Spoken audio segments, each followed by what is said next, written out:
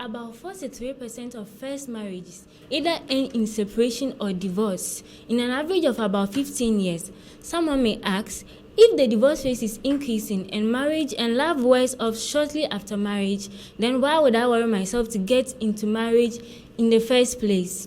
This is the Daily Trend Season 3 on the New World TV Info English.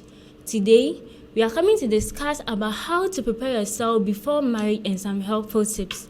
What is marriage? Marriage is the union between two individuals who have come together to either legally bounded together, socially, physically, emotionally, and spiritually. Oh yeah, I agree with that, Sandra. And to add up, I think marriage is just a formal way of recognizing couples in a society, so that I wouldn't have to fight over who takes Sandra, who takes Rita, knowing that officially she has been taken. Yes, and adding to what my colleagues have just said, when you are entering into marriage, you need to prepare yourself very adequately. So before I enter into marriage, what are some of the things I need to be abreast with? According to Dr. Elias Michinu for Growth and Development, what he said is that before you enter into marriage, you need to check the background of your spouse. Has he or she been married before? Does he or she have a child? Because right now, ladies of today don't like it that I'll enter into marriage and then my husband have a child. He's going to give me troubles. Mm-hmm. And also, we shouldn't also forget that men also don't like it if the lady also have a child. So before we enter into marriage, we need to check all these things so that it's not going to give us problems when we enter into it. And also, not forgetting that before you enter into marriage, you have to check the spiritual aspects, the spiritual background of the person, which is very, very important. Yeah, of course. And the spiritual aspects includes the spiritual background of the family the person is coming from, and also the religion. And it is very interesting in some religions like Muslims, they can marry, the man can marry 2 or 3 wives. Yeah. So if you are not aware about this kind of marriage or the person's religion, you can get into it and your heart will be broken because the person is going to marry another person. Bring in someone at any time. Exactly. And interestingly, in the Christian religion, when you are married or when you are in front of the altar, God sees the two of you to be one.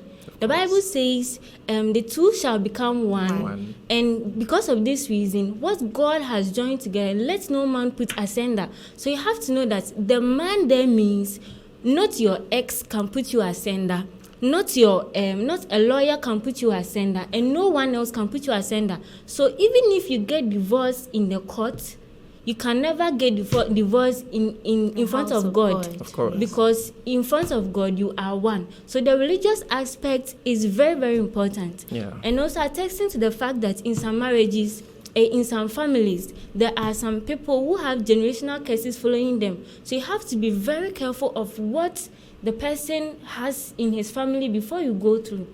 Some people even forget that maybe, for instance, I'm going to marry a pastor. So if my husband is a pastor, why should I pray? He's going to do all the prayers for me. We shouldn't forget that the pastor is a human being just like us. And then he also has some things following him. So definitely when I'm entering into marriage a pastor, I also, me being the Asafumami, I also need to prepare myself, pray for his family and for my family.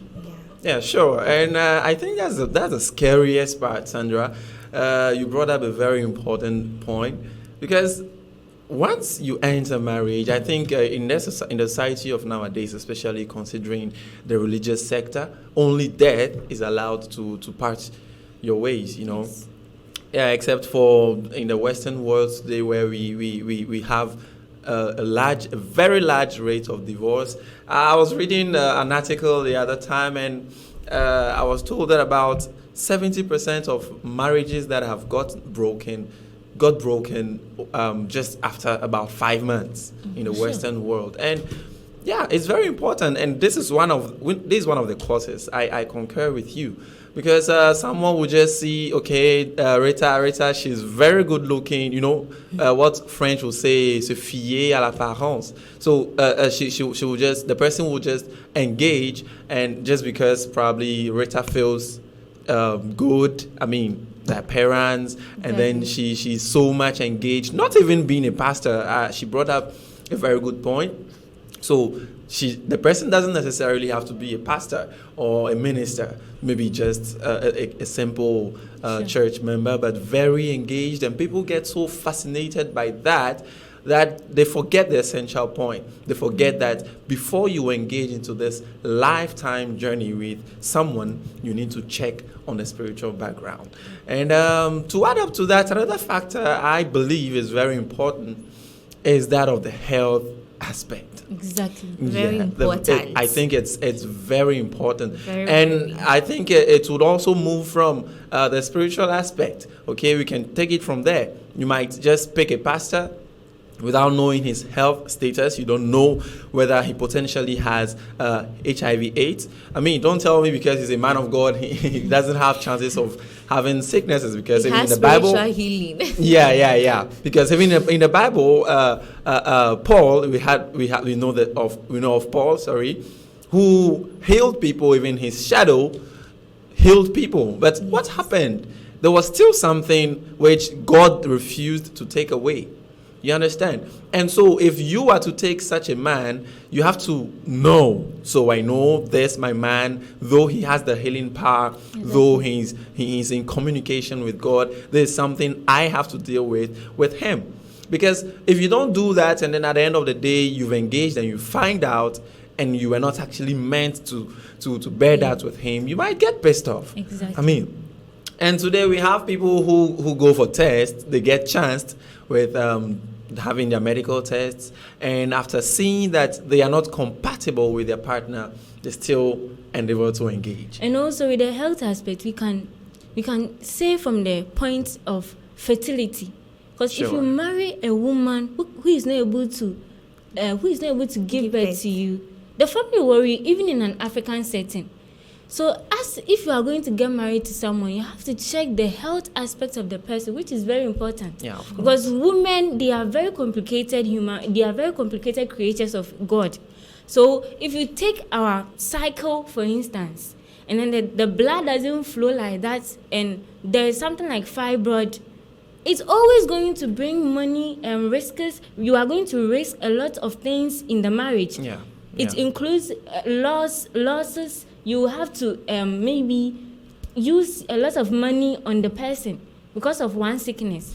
And so I you think, have to. Yeah, I think, sorry for chipping in. I think the most dangerous part there is when you marry someone who is SS, when you are an SS. Exactly. Because you just decided not to go for any medical checkups, analysis, or whatever. And so think about that generation. You are going to put your children at risk. And personally, I would just ask myself, so of what good would the marriage be? I know a friend too who is, his genotype is not even popularly known to people. He is SC.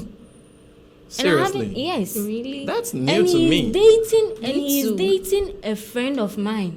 But he is hiding it because he said there has to be privacy in the relationship. Oh, so that is very bad. This is It's very going to bad. affect his children. Of course. Oh, yeah. And even he's going to break the girl's heart. Imagine when they are going for counseling and then they find out that the guy is this kind of genotype. You can imagine the kind of thing you cause to the girl. Yeah. It's very serious. Yeah.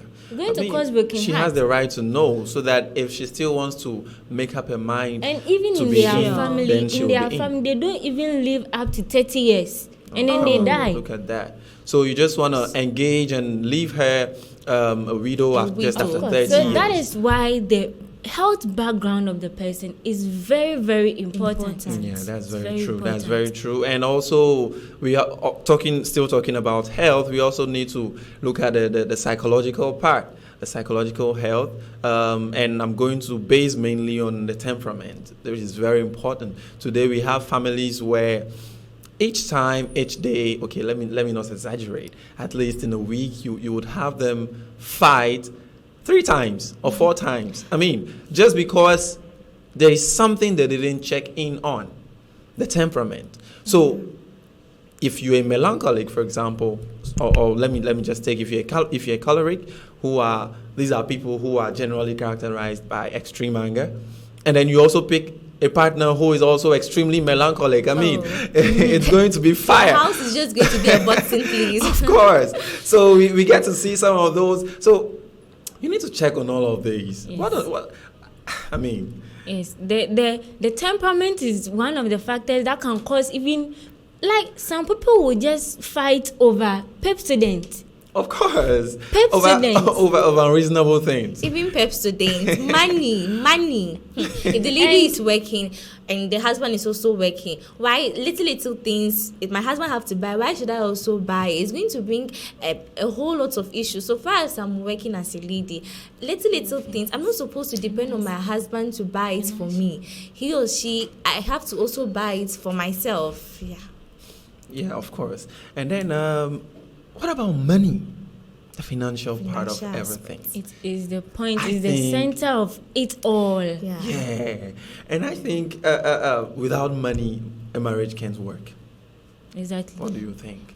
It is For true. me, Considering the wedding cost and even the things that you have to buy and send it to the family, especially when you are a guy, you have a lot of responsibilities to take care of. So if you don't have the money, if you don't have the resources, then where is the pillar? Like, there is no foundation for this newly married. Like, you don't have any aim. That is what I'll say, because you can't go and borrow some money from a bank and come and do your wedding. Exactly. And then It's later a on disgrace. it's a disgrace, and later on you use which money to go and pay the bank, and also what you use to take care of your family. All these things are some of the things you have to check. And one thing we mistake, we commit so many mistakes on is, we have to know that savings is not just for people who are going to get married or they have something to do. Even if you are not in a relationship or you don't have a boyfriend, you have to know that you have to start saving now. Yeah, plan ahead. Yeah. And looking at our society, our modern society right now, lots of us, or the ladies, want to have a glorious wedding. In the Akan society, there is an adage that what is canoyo. So if you want a very glorious wedding, and even if I'm not in a relationship, what must I do now? I know in 3 or 4 years now I'll be getting married. Why don't I start saving now? So to be able to have the wedding that I've dreamt all about. Yeah. So before we enter into marriage, the financial aspect is a very, very important one. Just like a story I was following some weeks ago on Max 24 TV entitled My Kimpiski Wedding. I think I also followed that program. But after reading that message, like I was so, like, I was even feeling for the guy, because the lady wanted to have a glorious wedding, but the man has planned the wedding according to his pocket. Yeah. But the wedding when the lady won, the man's money wasn't able to provide that. Sure. So he even had to borrow from banks. Even after everything, his money could not afford for drinks and food. So his parents-in-law had to come in to support. And just after that Corona breakdown just came, this lockdown, and they had to be going to work intense. This week, my colleague will go, the following I also go, and that drastically brought about the reduction of salary. And the bank said that it is now time for him to pay the debt or the money he came to borrow, only for him to find out the wife was pregnant. Just imagine. So if the wife had understood and had their wedding according to their pocket, even if the wife had also saved something down, at least this disgrace wouldn't have been falling on them. So before you intend to marry, money is an essential part of preparing for marriage. Yeah, of course. And that is what some wise men would call creating problems for yourself instead of solving them. So, I mean, just plan ahead, and then when you get there, when you think you're mentally prepared for marriage, you check, what do I have? Now, my dad always tells me this. He says in life there are 3 things you ought to have as a man. Now, I don't know for women, okay? But as a man, he always tells me that the first thing you need to strive for in life is God, to have God. I mean, it just has to be a part of you, the fear for him as a creator. And a lady too must also have God. It's very important, not only for the man. This is true. Yeah. Please, I'm talking for myself, okay? Oh no, but we're also talking for ourselves. Because how can we enter into marriage, and if the man has God and the lady doesn't have God, what would the marriage be about? Sure. The lady will end up disturbing the man. I think the foundation is from the man. The man is the pillar of the family. So if the man has God, he influences the family. Thank you, Sandra. So even in the beginning of creation, God created Adam first, and He put him in His presence in Eden. Symbolizes the presence of God. So Eve found Adam in the presence of God. So I think the basis or the pillar, the foundation, it starts from the man. But the lady also should have God, because exactly. For a lady, if you want your marriage to succeed, you need to be a prayerful man. You need to be on your knee. Your husband might be so tired, he come back from work. And what will you do as a lady? You have to stand up and to be praying. To be honest, guys don't like prayers. Yeah, so the lady too must be prayerful. So even if the man, if the man is not prayerful and the lady is prayerful, at least the marriage will sustain. Yeah. Okay, so I see how passionate you are about this, but I hadn't even landed, Rita. All right, so the second thing is he tells me that you need to have a landed property, and then the rest is all of any other thing that would make the marriage comfortable. So that is just to show you the importance of the financial aspect. Yeah, sure. All right, viewers, we are going for a short breather. We'll be back very shortly.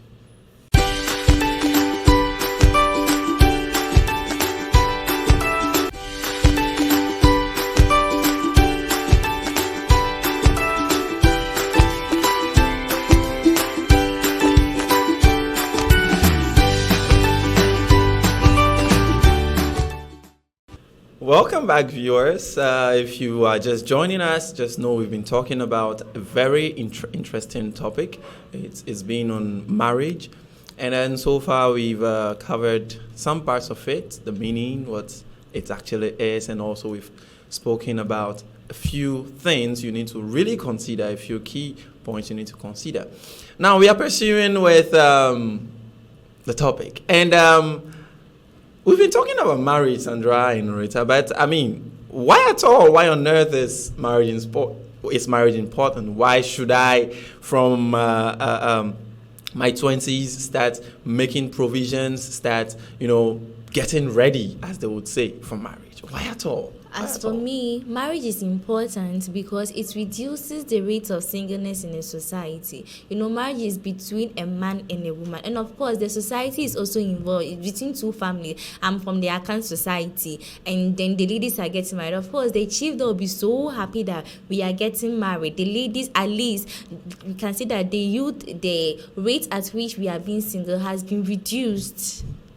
All right. And also that talks about glory, right, relatively. So once you enter into marriage, once you have a home of your own, because especially in the African society, that's one thing that is considered very important as a man, and when you are still living in your parents' house at 30, I mean. It's a disgrace. Yeah, people will start asking, why are you getting married? Yeah, but even I don't understand people. Why do they put pressure on the young ones? Like, for instance, I'm still 30 as a lady and I'm with my family. And my mother's friends or my father's will be coming around. Oh, Rita, you're not married. Why are you not married? But has someone asked them that why are they not there? Because, of course, those that they were born with, their age mate, they are dead. But people have not been pressured. So why do you even at all put pressure on people? Marriage is a long way, so before you enter into it, you need to really make sure you know your ground friends. So it's a glory to the family, but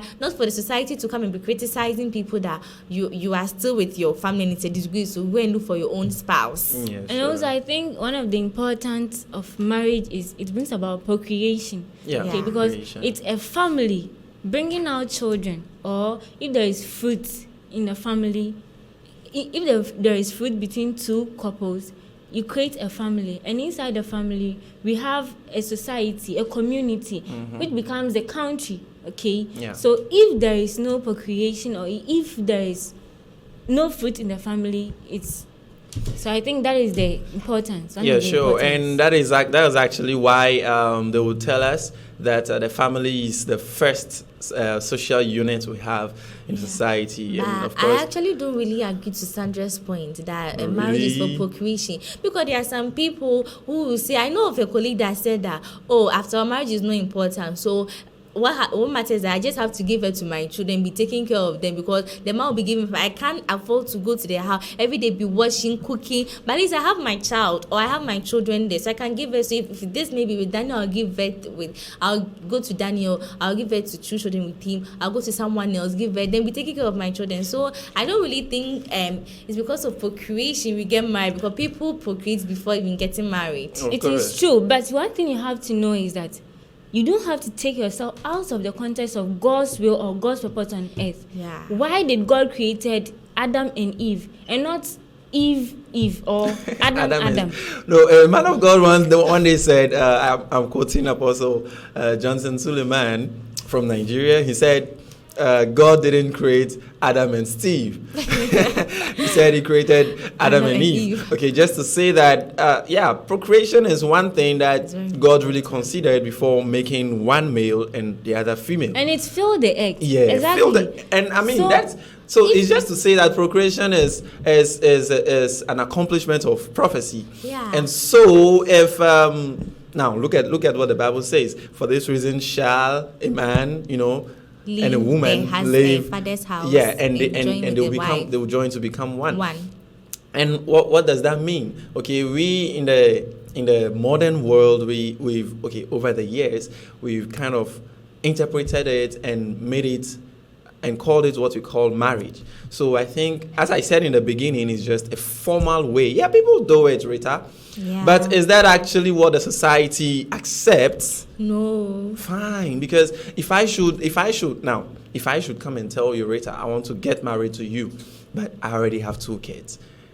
Okay, and those kids didn't come out of marriage. It wasn't like I got married and then my wife died. Now, how would you start seeing me, Rita? Be sincere with yourself. I wouldn't marry you. Oh, you because I don't want understand? trouble. Because I know of a friend's mother that got married to the father. The father already had children before coming. And seriously, those 2 boys, the man had 2 boys before marrying my friend's mother. Those 2 boys have been giving trouble to the woman, like a whole trouble here and there. And upon me, I said, no, I wouldn't get married to a man that has children. At least I want to get married doesn't have children now, so that he and I can have our own children. And then, so far as my children give him trouble, I can bear with them, not someone else's children. No. Yeah, sure. And to add up before we move on, marriage is also important from my point of view because it creates a platform for sustenance, for help. So you have the man being helped directly by someone whom he sees as himself, and she's also being helped by someone she sees as herself. Without involving third parties, without having to call on friends who sometimes might fall your hands down and later on, spread it out.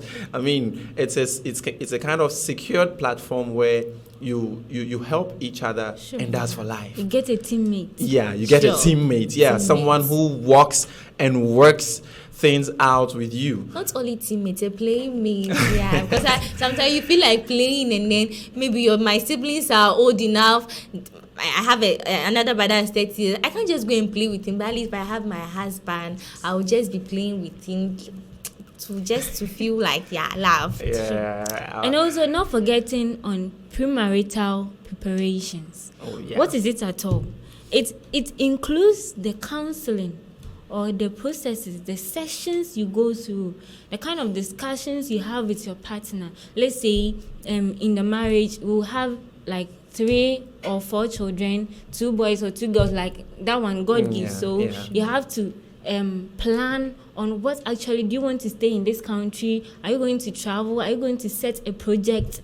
What are some of the preparations you have to plan ahead of? Sure. And also, you go to a counseling section with your family therapist, which will help you to interpret test results of health issues. Yeah, and and stuff. also I think those kind of consultations are very important because they are very objective. Sure. Now, if Sandra, you're a friend to Rita, and I'm just taking Rita for this occasion. Please, I hope no one is going to kill me. So, in case I want to marry Rita, and I come to consult Sandra. Now, Sandra knows I want to marry Rita. I don't think Sandra is going to tell me things that would, dissuade me from that consideration. She'll definitely promote her friend. She'll definitely make her look like perfect. You understand? But with consultations with specialists, it's a kind of it's kind of objective, and you get to understand certain things. For example, if you definitely need to marry a choleric, and probably you are a sanguine, okay, sure. That consultant would actually tell you how to work with the person, things you need to do, at what times. You should understand that for anger, when someone is angry, the best thing to do is actually to go lenient with the person, and sometimes to leave the person, because it kind of comes like a tension. So you need to allow it calm down before you bring up what you were talking about. Yeah. And when Sandra brought up the definition for premarital preparation, she said that counseling. We have counselors and we have counselors. Yeah. What do I mean by that? If, for instance, Sandra is my friend, she's a counselor, and then Daniel bringing about these specialist consultation, and I go and see my specialist, and my husband and I will do the test, and after that the result, because Sandra is my friend and maybe she knows that I'm in need of marriage, my family is criticized, why am I not married? In order to save me from being disgraced, she will just say something. She will not just tell me the truth. She will just say we are compatible. But if I go to a true counselor, I'm not saying Sandra's not a true counselor, but because of the friendship she and I have, she will overgo it, and then just to make me feel happy. But if I go to someone I don't know, the person will tell me that, oh, okay, you and your husband are not compatible. So with that, I'll feel relaxed. And so we are moving up to the tips of marriage. When I get married, and for newly couples, what are some of the tips that will help them in their marriage? Yes, there should be communication in the family. Yes, so you will not say that, okay, my husband did something to me, so I'm not going to talk to him. Without communication, how will the marriage sustain? Your husband needs someone to talk to him. If not, he will go to the office and talk to his secretary, and the secretary will try to be a listening ear to him, and that will even end up bringing divorce in their marriage. And I also think that when you are newly coupled, you shouldn't stop doing what you do, or the way you used to dress, the way you used to talk to the person.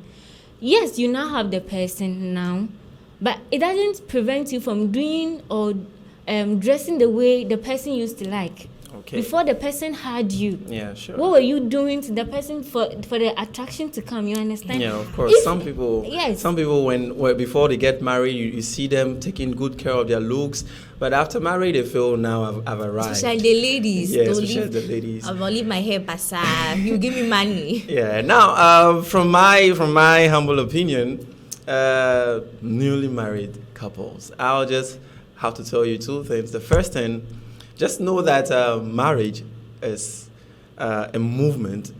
Once you get married, you move from being me to being we. You understand? Yeah. So everything you will be doing, though you'll be considering yourself, but you will also be doing it, to make sure that you are doing it the right way, which pleases both parties. And again, a wise man said that, of course, we know no one is perfect, but at least for one wrong habit, for one bad habit, you need to at least develop 5 more good habits so as to create a balance. So if you know you are someone who is quick-tempered, then learn how to cook very well, such that when you, just by your cooking, just by the aroma of your food, your husband, forgets about that weak point of yours. And I think that is something we need to seek to develop. The way to a man's stomach is through what? Food. Of course. So we were talking of preparations for marriage and some helpful tips for newly couples. What was marriage? We say marriage is a union between a man and a woman, emotionally, spiritually. It covers everything. And according to Dr. Elias Michino, before you enter into marriage, you need to do a thorough background check on your spouse. Does he or she have a child? Has he or she been divorced before? Not also forgetting about the spiritual aspect. I would not like to marry someone and then after that, 30 years, my children will start dying, or I won't even be able to give birth. So before you enter into marriage, you need to check the spiritual aspects of your spouse. Not also forgetting about the mental aspects of your spouse. I wouldn't go somewhere with my husband and then at the end he will start, what do you call it? you have stroke, and it is so pathetic. So before you enter into marriage, please, my dear viewers, you need to do the thorough background checkup of your spouse, not also forgetting about the financial aspect. Money is very important. Without money you can't do anything. So before you enter into marriage, even if you are not married, you are not in a relationship now, and you know that, oh, definitely I'll get married. Before I meet myself, what must I do? I have a budget for my marriage, or I have my dream, how I want my marriage to be like. I need to start preparing. Maybe at the end of every month I'll be putting money down. And we also learned our moral lesson from the Kimpiski wedding. If you don't want this to happen to you, then we need to really put money down. As the adage says, a conscience your friend, so it's can know you want a glorious marriage. It is through money. We also talked of the premarital tips for marriage. So you need to get a true counselor who will not be afraid to tell you the truth. Not that, okay, because your society is criticizing you, so let me just say something for you to be free. You need to, the counselor need to tell you the truth. The counselor has to be bold to you. We also talk of the helpful tips for marriage. There should be communication in the marriage, and then you shouldn't stop doing what you used to do before you get married. You need to be on point just to attract your husband. So this is the Daily Train Season 3 on the New World TV Info English. We come your way every Tuesdays and Fridays, 8:15 a.m. and 4:15 p.m. and you can catch a repeat same time on Saturday. You can also, don't forget to like, subscribe and comment on our YouTube handle. That is the New World TV, the Daily Train Plays. Thank you and have a lovely day.